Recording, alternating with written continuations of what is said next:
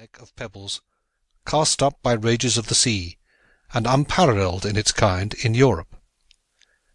The pedestrian was what he looked like, a young man from London and the cities of the continent. Nobody could see at present that his urbanism sat upon him only as a garment. He was just recollecting with something of self-reproach that a whole 3 years and 8 months had flown since he paid his last visit to his father at this lonely rock of his birthplace, the intervening time having been spent amid many contrasting societies, peoples, manners, and scenes. What had seemed usual in the Isle when he lived there always looked quaint and odd after his later impressions.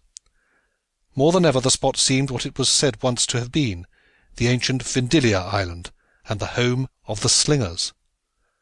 The towering rock, the houses above houses, one man's doorstep rising behind his neighbour's chimney, the gardens hung up by one edge to the sky, the vegetables growing on apparently almost vertical plains, the unity of the whole island as a solid and single block of limestone 4 miles long, were no longer familiar and commonplace ideas.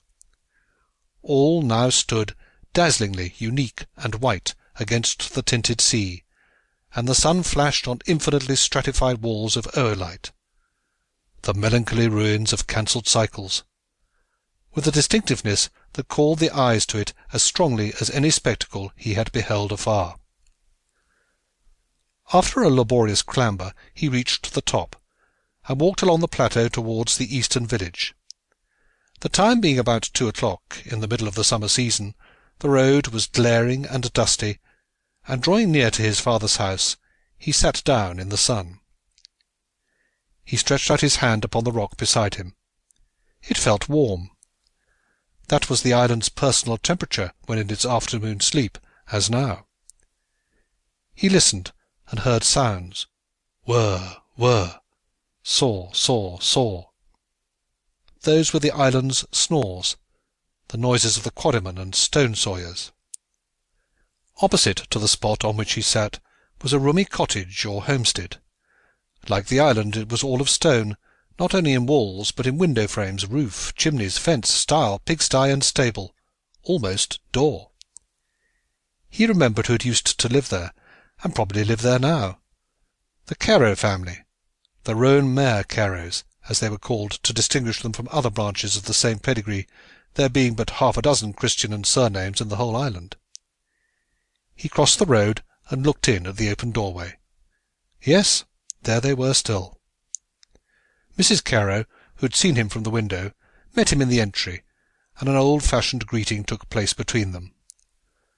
A moment after, a door leading from the back rooms was thrown open, and a young girl about 17 or 18 came bounding in.